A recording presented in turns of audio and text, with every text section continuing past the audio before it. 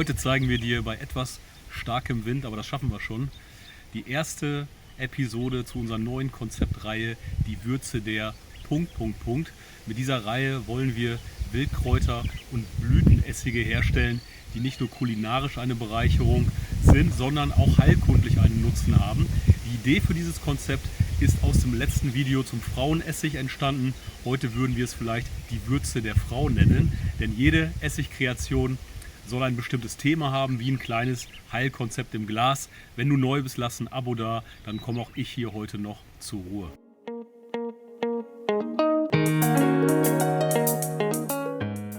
Grüß Gott und herzlich willkommen. Ich bin Daniel von Bunt und Pur und du bist uns mal wieder treu. Dafür danken wir dir und wir danken auch unseren treuen Zusehern Elli, Jan und Ines vom Campingplatz. Ihr seid Bunt und Pur, weil Bunt und Pur so ist, wie du bist. Ja, wer kennt ihn nicht? Den Stress in Alltag und Beruf, permanente Erreichbarkeit durch das Smartphone, volle Terminkalender, Druck im Job etc. In Familie und Verpflichtungen durch Doppelbelastung, also Arbeit und Familie, kaum Pausen und in der Gesellschaft durch Reizüberflutung, Social Media, Nachrichten und Co., unsichere Zeiten, Krisen, Politik, Finanzen, ... Noch nie zuvor waren Menschen so dauerhaft angespannt wie heute. Aber was macht das eigentlich mit Körper und Psyche? Schauen wir uns mal gemeinsam die physischen Folgen erstmal an, also für den Körper. Die Folgen sind zum Beispiel Schlafstörungen, Herz-Kreislauf-Beschwerden, also Herzrasen und Bluthochdruck, Verdauungsprobleme wie Reizmagen, Darmbeschwerden und dann Verspannungen und Kopfschmerzen. Langfristig hat man ein erhöhtes Risiko für einen Herzinfarkt, für einen Schlaganfall und auch für Diabetes. Und jetzt halte ich mal fest, der Anteil an der Gesamtsterblichkeit in Deutschland von Herz-Kreislauf-Erkrankungen inklusive Herzinfarkt und Schlaganfall liegt bei ca. 34% aller Todesfälle. Dazu dann Diabetes und seine Folgeerkrankungen liegen so bei 16 bis 21%. Zusammen also 50% und mehr. Das heißt, jeder zweite Todesfall in Deutschland durch Folgen von einem Lebensstil, der dauerhaften Stress verursacht, inklusive falscher Ernährung, zu wenig Sport etc. Das ist heftig. Dann die psychischen Folgen von Stressbelastung, Nervosität, innere Unruhe, Konzentrationsprobleme, Reizbarkeit, Stimmungsschwankungen bis hin zu Angstzuständen und Depressionen und Schlaflosigkeit, was wiederum den Stresskreislauf verstärkt. Mal ein paar aktuelle Zahlen und Fakten zum Thema. Laut Untersuchungen ist Stress eine der größten Gesundheitsgefahren des 21. Jahrhunderts. In Deutschland leiden rund 60% der Erwachsenen regelmäßig unter Stress. Fast ein Drittel der Erwachsenen leidet regelmäßig unter Schlafproblemen oder Einschlafproblemen laut einer DRK-Studie aus dem Jahr 2023. Und über 40% der Arbeitsausfälle in Deutschland hängen direkt oder indirekt mit Stress und psychischen Erkrankungen zusammen. Das heißt, Stress ist kein Luxusproblem, sondern betrifft fast jeden und oft bleibt er unbehandelt. Und am Ende führen die psychischen Folgen zu den körperlichen Erkrankungen, denn der Stress bleibt nun mal nicht im Kopf. Bei Stress schüttet der Körper Stresshormone aus, also Cortisol und Adrenalin. Kurzfristig ist das hilfreich, so zum Thema Kampf oder Flucht, aber dauerhafter Stress führt zu einem chronisch erhöhten Hormonspiegel. Das heißt, der Körper bleibt ständig in einem Alarmzustand. Das wiederum hat Auswirkungen auf Organe und Systeme. Fangen wir mal an beim Herz-Kreislauf. Dauerstress erhöht den Blutdruck und den Puls und das bedeutet eine Belastung für Herz und Gefäße. Folge davon sind Bluthochdruck, Arteriosklerose, Herzinfarkt und Schlaganfall. Das hatten wir ja gerade schon. Dann das Verdauungssystem. Stress hemmt die Verdauung, das heißt, der Magen geht zu. Die Folge davon: Reizmagen, Reizdarm, Magenschleimhautentzündungen oder auch Geschwüre. Dann haben wir das Nervensystem und das Gehirn. Dauerstress verändert die Gehirnchemie, das heißt weniger Serotonin, weniger Dopaminausschüttung und die Folge davon wiederum sind Depressionen, Angststörungen, Schlaflosigkeit und am Ende auch oft ein Burnout. Dann das Immunsystem. Cortisol dämpft die Abwehrkräfte. Die Folge davon wiederum sind häufige Infekte, langsamere Heilung und erhöhtes Risiko für Krebs. Zum Schluss haben wir noch den Stoffwechsel. Cortisol fördert Fetteinlagerung am Bauch und steigert den Blutzucker. Die Folge daraus sind Übergewicht, Diabetes Typ 2 und auch eine Insulinresistenz. Am Ende ist es ein Teufelskreis, denn Stress führt zu schlechtem Schlaf, dadurch noch mehr Stresshormone, die das Immunsystem und das Herz leiden lassen, die Stimmung kippt, was zu erneutem Stress führt, etc. pp. Am Ende steht oft eine Kombination von körperlicher Erkrankung, zum Beispiel Herzinfarkt, und psychischer Erkrankung, zum Beispiel Depression. Die Frage ist, warum betrifft das so viele? Aber viele kennen das auch. Abends ist man todmüde und findet dann trotzdem nicht in den Schlaf, weil zum Beispiel das Gedankenkarussell einfach nicht aufhört. Die ganzen Sorgen, was war, was ist, was kommt. Und schon morgens ist man dann gestresst, ohne dass überhaupt irgendwie was passiert ist. Doch, und damit kommen wir langsam zu den Lösungen, gibt es natürliche Wege, den Stresskreislauf zu durchbrechen. Denn die Natur hält Pflanzen bereit, die seit Jahrhunderten für Ruhe, Schlaf und Balance sorgen oder dabei unterstützen.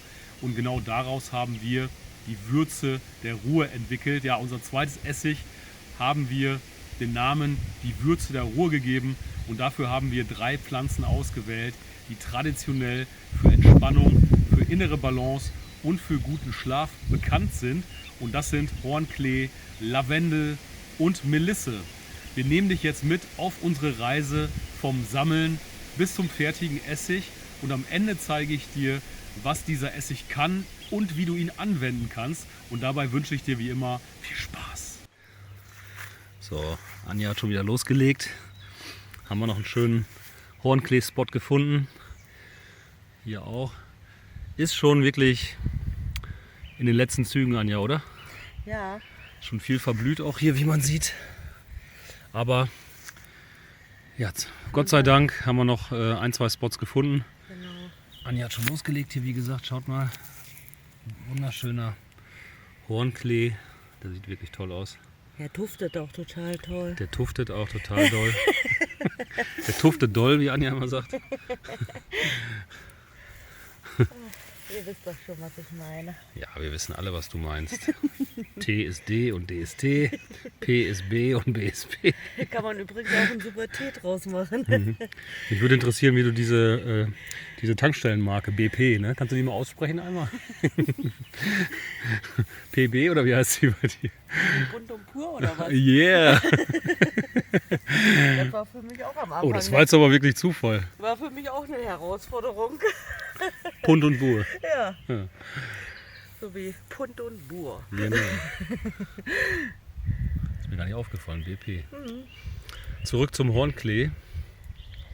Für unsere Würze der Ruhe, unseren Wildkräuteressig. Da freue ich mich sehr drauf. Dass wir dann auch noch die Zitronenmelisse aus dem eigenen Garten pflücken. Und den Lavendel, den haben wir auch im eigenen Garten.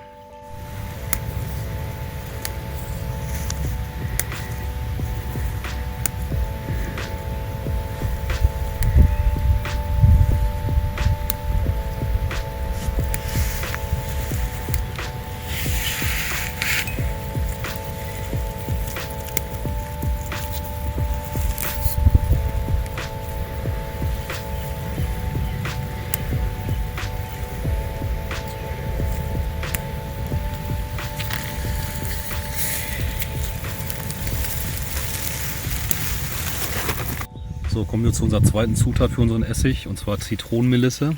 Haben wir hier im eigenen Kräutergarten. Und zwar braucht ihr nur 1 bis 2 Teelöffel. Tja, wie viele Blätter sind das, Anja? Ich würde jetzt einfach mal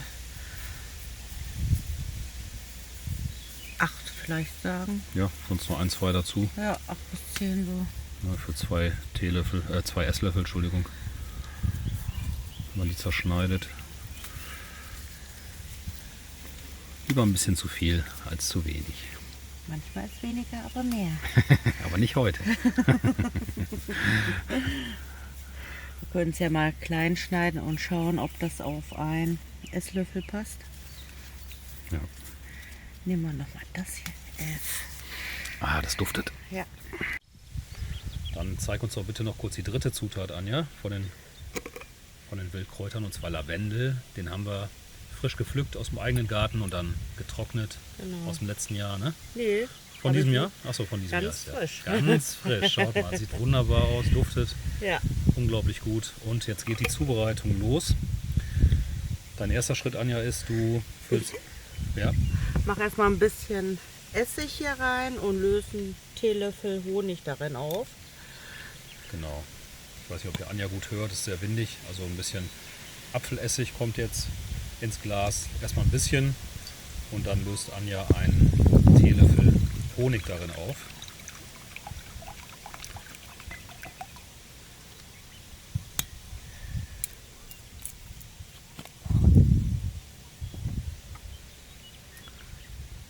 Einen Teelöffel Honig.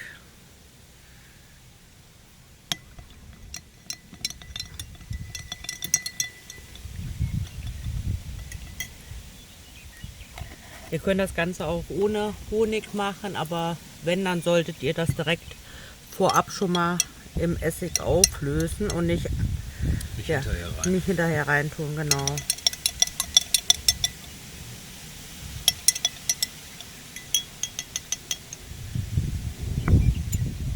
So. Dann schneide ich die Zitronenmelisse. Zitronenmelisse grob klein schneiden. Genau. Anja muss alles festhalten, weil es so windig ist. Ich zeige euch einmal die Bäume, während Anja schneidet. Könnt ihr das einigermaßen erahnen, obwohl hier partiell schöner blauer Himmel ist, aber dann auch wieder sowas. Naja, im Moment ist ein bisschen wie im April, aber okay. So, dann kommt die Melisse mit ins Glas. Genau. 2 Esslöffel. Dann unseren frisch gepflückten Hornklee, der war da gerade dabei. Genau. Da kommen dann auch 1 bis 2 Esslöffel rein. Ja, wir machen mal 2 Esslöffel heute. Genau. Wir sind großzügig. Ich werde allerdings hier die Blüten abzupfen. Genau, Anja zupft die Blüten einzeln ab von dem Grünen, also Ja. dass nur das Gelbe reinkommt. Man kann es allerdings auch mit dem Grün, aber ich finde mal, da sind so viele Bitterstoffe drin und Genau. Wenn, dann machen wir es richtig. so viel Zeit muss sein.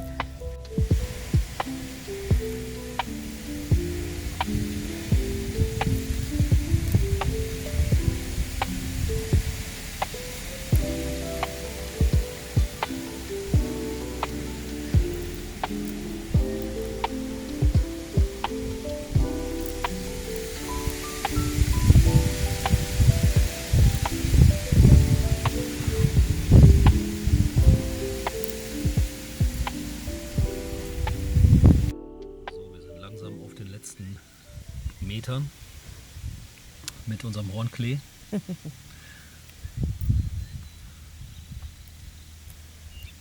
Der hat auch einfach einen sagenhaften Duft, ne?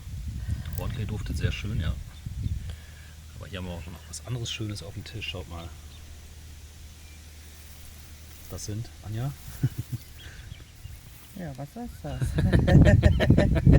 Manchmal Schreibt kaufen doch wir mal uns. in die Schreibt Kommentare. mal in die Kommentare, wenn ihr wisst, was das ist.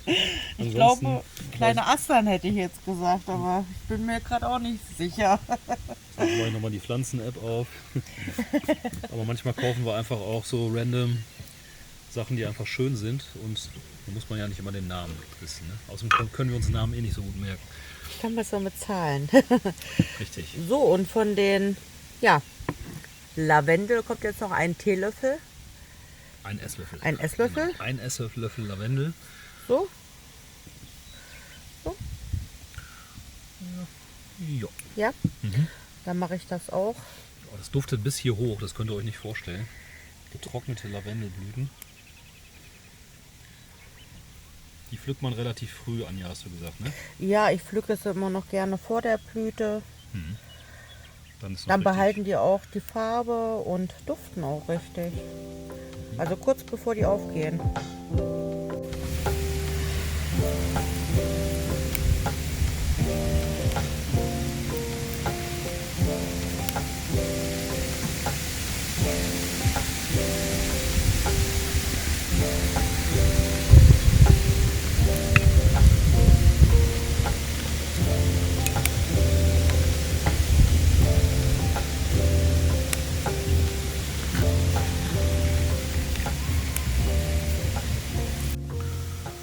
So, almost done. Wie der Engländer zu sagen pflegt. Nur schöner, mit schönerem Akzent. So, Lavendel ist drin. Ja, alle Wildkräuter haben wir jetzt drin. Jetzt Ja. übergießen wir das mit dem Apfelessig. Genau, insgesamt sind das 500 Milliliter. Genau. Abzüglich dem ersten Schluck. Aber das ist auch ein passendes Schraubglas. Deswegen brauche ich nichts abmessen. Ja, Anja hat ein schönes 540 Milliliter Schraubglas. Da kann man also einfach nahezu voll machen. Alles schön so, dass es bedeckend ist, dass die Wildkräuter bedeckt sind. Vielleicht kann man es nochmal durchschütteln. Ne? Ja. Dann schauen wir uns das mal an, was wir hier fabriziert haben. Jetzt kommt auch noch die Sonne raus, umso besser. Sieht doch wunderbar aus, die Farben. Ja, einmal durchschütteln und dann kommt das 2 bis 3 Wochen an einen dunklen, kühlen Ort und wenn möglich einmal täglich kurz durchschütteln und dann sehen wir uns in 2 bis 3 Wochen wieder. Und da ist sie, unsere Würze der Ruhr. Schaut es euch gerne nochmal in Ruhe an. Auch gerade in dieser Flasche. Wirklich toll. Gefällt mir sehr gut. Ja, die Würze der Ruhr ist unser zweiter Kräuteressig, der sowohl einen kulinarischen Aspekt mitbringt, als auch ein Heilkonzept inklusive hat. Also ein gutes trojanisches Pferd, kann man sagen. Aber kommen wir mal in der Folge jetzt zu den Heilwirkungen im Einzelnen. Beginnen wir mit dem Hornklee, lateinisch Lotus corniculatus, traditionell als mildes Beruhigungsmittel bekannt. Enthält Kumarinverbindungen, die entspannend und stimmungsaufhellend wirken können. Wurde früher in der Volksmedizin gegen Nervosität, Schlafprobleme und innere Unruhe genutzt. Passt doch perfekt in unser Konzept. Wirkt mild, ist also keine Keule, sondern eher eine sanfte Unterstützung. Dann haben wir Lavendel, lateinisch Lavendula augustifolia, eines der bekanntesten Heilkräuter für Ruhe und Schlaf, wirkt beruhigend auf das Nervensystem, fördert Gelassenheit und Stressabbau, kann Kopfschmerzen und Spannungszustände lindern, unterstützt aber auch den Magen-Darm-Trakt bei stressbedingten Beschwerden.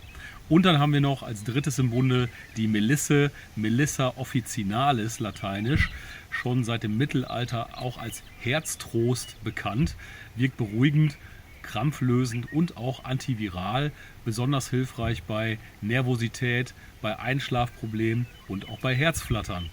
Stärkt die innere Balance und hebt die Stimmung. Dann mal zur synergetischen Heilwirkung, also wie bedingen sich diese 3 Pflanzen untereinander.